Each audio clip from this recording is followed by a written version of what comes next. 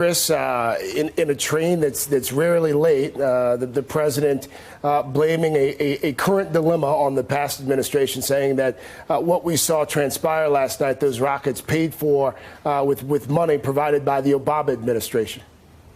Well, that's an extraordinarily partisan attack, of course, in the midst of a national or international crisis right now.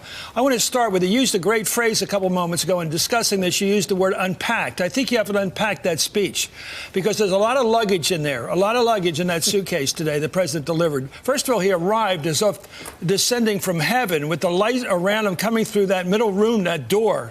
What an extraordinary bit of stagecraft. I think the late night comics are going to go after him on that one right through the weekend. Couple points. First of all, the president's doing pretty well politically. Given the fact that he's just been impeached, he's running about 45% right now in approval, which is just about as high as he's ever been as president. February of 17 is about as high as he's got, and he's back up there again. So what he was working for today, having really delivered to the 45% by assassinating Soleimani, he's going for that 45 to 55% of the voters. And he did it today by talking about nuclear weapons. Nuclear weapons is the one thing that Americans justly fear. We've seen it since 1945. We know what nuclear weapons can do. We've always said, let's stop short of that. No matter what else happens, we don't want to see a nuclear bomb going off. No matter what else happens, we don't want that. So that was very smart to reach reasonable people. But he also said, I'm not going to go any further. His character, at least today, is going to be defined by his inaction. He's not raising the stakes. I talked earlier about a poker game. He's just checking, just like the Ayatollah did, just checking basically what happened before. They're raising the stakes by the killing or the assassination of Mr. Soleimani, General Soleimani. But it's so interesting.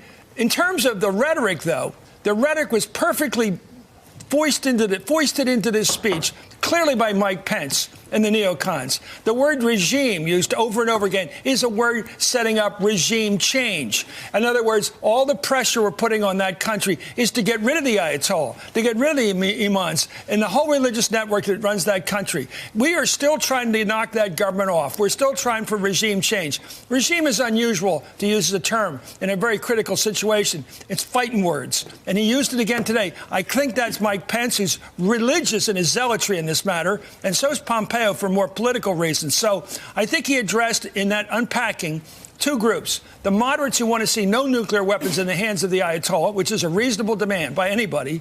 And secondly, a demand that this president not escalate this battle today, and he chose not to do that, all the while surrounding his careful address to the American middle with this bodyguard of anger, using all the terminology in his vocabulary about the evils of this government in Tehran.